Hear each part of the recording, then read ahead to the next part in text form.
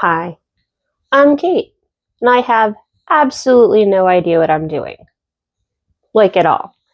If you see this video, it will be the second video I have ever edited in my entire life.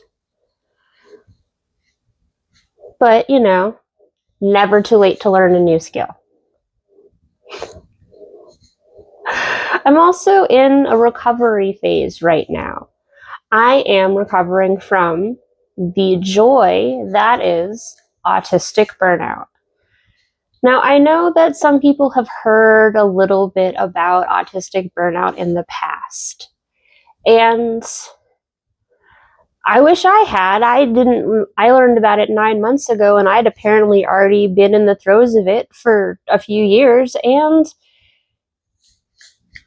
what I had thought historically had been nervous breakdowns, turns out that was also autistic burnout. So I always knew I had this weird 3 to 5 year cycle. And I would get a job and I would be really good at that job and I would go hard and I would be impressive and I would take on more work to prove I should be there. And they would give me more work because they needed it done right, well, and efficient. And it would just go. And that every single time I go and I go and I go. And then all of a sudden, the cracks start to appear. And I start to slip up and more work will get piled on and then I'll get frazzled. And then, eventually I won't even know, but everything will just be almost in pieces around me metaphorically. Not literally yet, but metaphorically so far. I do think maybe before I quit my job, we were strongly considering rage rooms. I'm not still considering that because I do feel like I have some energy I should expel. But autistic burnout, I mean, we all know about burnout, or we should know about burnout because all people get it. It is not hard to get to that state where you're tired, you're stressed, you're done. And you can't be done because you gotta keep going, you gotta keep moving. There's more progress, and I get it. And I'm a wicked workaholic when I first start a job especially one that I love, and I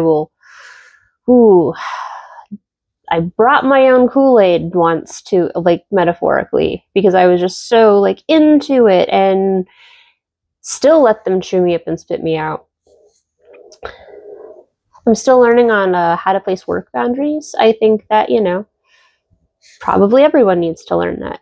But before we all go even more scattered than I usually am, and boy, am I scattered.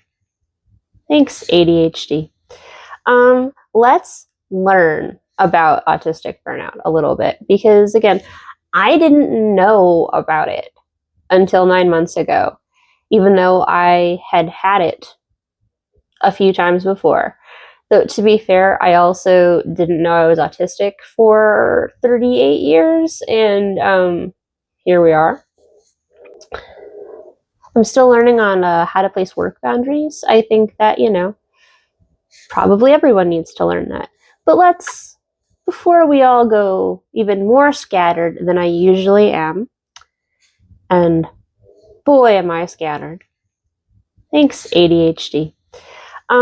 Let's learn about autistic burnout a little bit because, again, I didn't know about it until 9 months ago, even though I had it a few times before. Though, to be fair, I also didn't know I was autistic for 38 years, and here we are. So, knowledge is power. They were not kidding about that. But basically, autistic burnout is like burnout, but it goes deeper. It's chronic exhaustion, it's losing skills, it's lowered tolerance for stimuli. The symptoms of it in an adult is emotional dysregulation, decreased self-care, increased frequency of autistic traits, irritability, and low motivation. And you know what? I'm still there. I'm still working on pulling myself out of that emotional dysregulation. And, and I would love to just be chill, but I get so worked up over the dumbest things. Like, I had noise coming from upstairs neighbors and downstairs neighbors for just a short period of time last night, and I was ready to crawl out of my own skin. I was so irritated. And that's not fair to them. They have to be allowed to live too. They weren't even being super noisy. I've had way worse stories about bad neighbors, and I've had worse neighbors here. But so, and if any of this sounds familiar, so I'm on psychcentral.com, and they specifically under autism and autistic burnout. And so they're like, how you may feel if you have it. So if any of these sound familiar, and you can check off too many of these, maybe, give yourself a personal day and think about it and see what you can do to improve. Or just sleep. Totally justified. But so anxiety, depression, extreme lethargy, inability to ask for help, memory issues, loss of words or selective mutism, reduced executive functioning, so like staying organized and making decisions. I'm not good at making decisions anyway. Trouble bouncing back from daily tasks, and suicidal thoughts. I didn't look at this 6 months ago. I don't know that I would have been able to look at this website and not been like, ooh, I'm in this and I don't like it, because check the whole. There's nothing in there that I didn't have. And I'm still coming to terms with what that last one actually means, because it's not like I wanted to go anywhere or do anything, but I was beginning to question why I was trying so hard to survive crossing the street every day, walking up from my train station to my office. And boy, do people need to learn how to stop at red lights. But I digress. So, okay, so you've established that you have autistic burnout. What next? Because there's no guidebook for this. There's no guidebook for being autistic. We're all just kind of fumbling through it all together, which is both comforting and not comforting at the same time, because it's great to be like, hey, everyone's lost.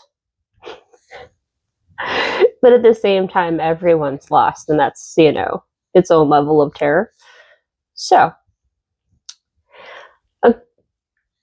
continuing on with this page in Psych Central, because honestly, there are so many resources out there. Not enough, but there are more and more every day. But this one actually, it states things so clearly. It helps. I'm still so scattered. I can't read a book, and I can read 100 pages in 20 minutes. But I'm having a hard time just picking up a book and reading it right now. So I'm still going to go. So how do we recover from this complete and total just chaotic shutdown of our entire nervous system, senses, overload, everything, just everything.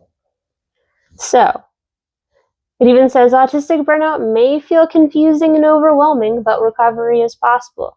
It does also say that often people feel like they're blamed for it. And yeah, I do feel like I was blamed for being burned out by the people who helped burn me out. But I do take personal responsibility. But again, I removed myself from a situation. So And even step 1 is literally remove obligations. Get ruthless with your schedule and your commitments. If it's not necessary, don't do it. I have not blown people off or anything off, but I have definitely not reached out. I'm bad at reaching out anyway. I always feel, even the people who want to hear from me, like family members, I always feel like I'm interrupting them, and I don't like calling people, so I assume no one wants to be on the phone. Different drama for a different day. So it says participate in soothing activities. So like spend time in nature, practice a calming visualization. That would not work for me. I'll be perfectly honest. I can't meditate. I do yoga though. Exercise, draw, listen to music, journal, stretch, sit in silence with someone you love. I draw. I've been blogging, I've been drawing, I've been strategizing how to go about my future differently so that I don't keep ending up back here in burnout world. I've taken up or retaken up yoga. I stopped doing it for a while, but I do like an hour a day now when I have the time and motivation. But that was part of the self-care I'd given up on. I should just get home and stretch and but I wasn't doing that. Also sensory interventions, because people with autism, sensory overload is a thing, and I'm actually working on another video that's specifically on sensory overload and how autism affects all of your senses, because it's crazy how the littlest things can completely overwhelm your brain. I'm going to Vegas in a few weeks, and I'm already planning on wearing sunglasses because I know what the lights are like there, and it's just so much.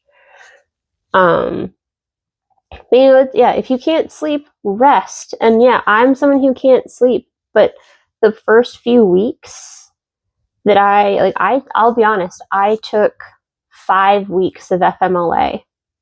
Took the whole month of May off because I had to. I was literally falling apart in so many ways. And I wasn't sleeping, but at least the first 3 weeks, I could barely get out of bed. I was so tired. But I just curled up my laptop and just absorbed a lot of YouTube, honestly, and other stuff as well. Lots of documentaries, just, really indulged in learning more about my, revisiting my special interests, and which I totally want to do a video on special interests in general and maybe deep dive into mine. And I've actually been really fortunate to find YouTube content communities for most of my special interests, and there are so many amazing content creators out there. One of the biggest ones in here, the last one they list on tips on recovery for this, is practice self-compassion. And it just says try to be as gentle with yourself as possible. And if there's some things you can't do or you don't have to do, just it's okay to not do them.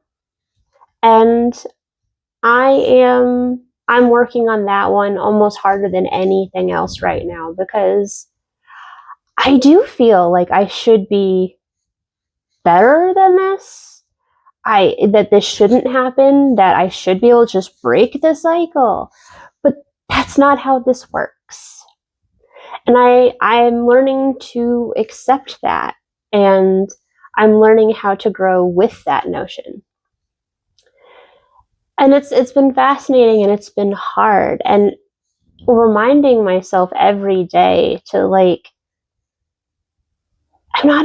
it's not forgive myself for being autistic. That's there's no forgiveness needed there. I am autistic, that is a fact. And that was never my issue.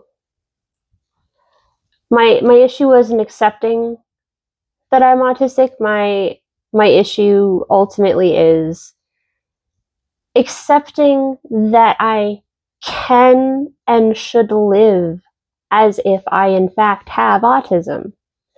And I don't know if that makes sense to anyone else, but I know that that's where I'm at, that I'm still learning not acceptance, but acceptance internally, because I knew I was autistic when I was 20. It just took 18 more years to get someone to be like, yes, you are. And you have all the markers for ADHD while we're at it. Which is probably why both were missed for, again, 38 years. But knowing in here and knowing in here are different. And just learning about burnout, autistic burnout, and how to recover from it, I already feel like I have like a better path forward, better plans forward. And I so hope that if you're in a place where any of that list sounds too familiar, or even if you're just tired and you're done and you're sad all the time, regardless of the external stimuli of the world, though that is definitely wreaking havoc on us these days.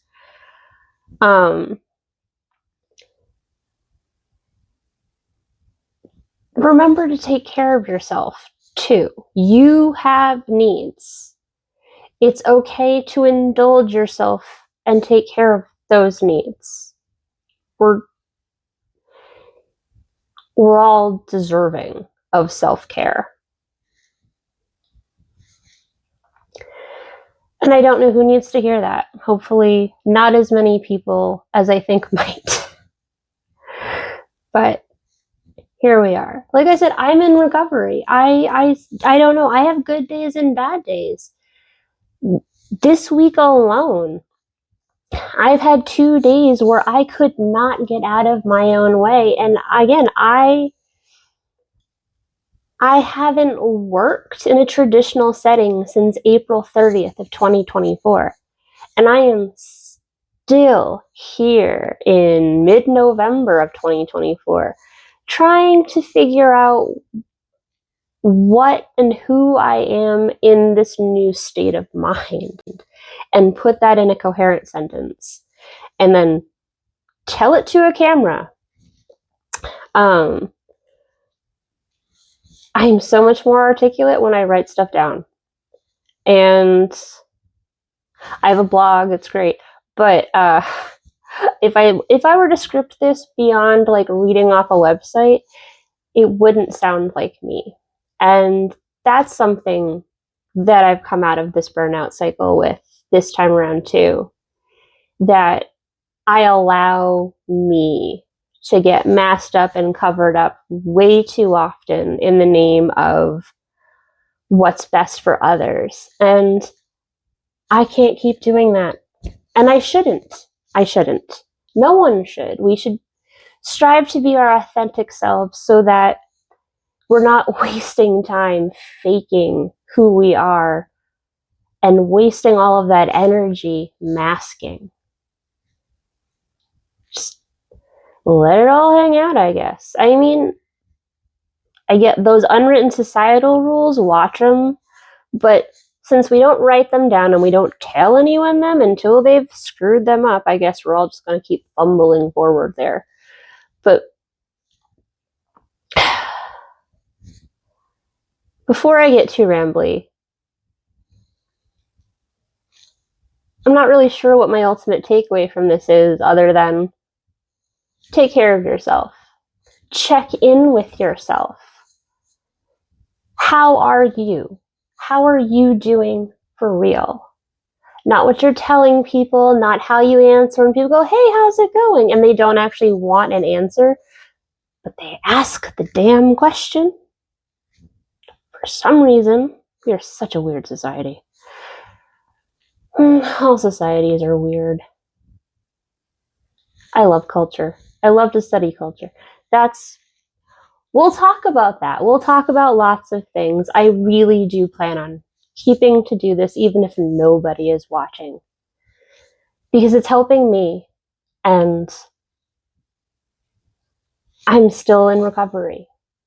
So I'm going to keep doing the things that help me recover. And I think hopefully this is something too. So have a great rest of your day. And remember, always tuck and roll.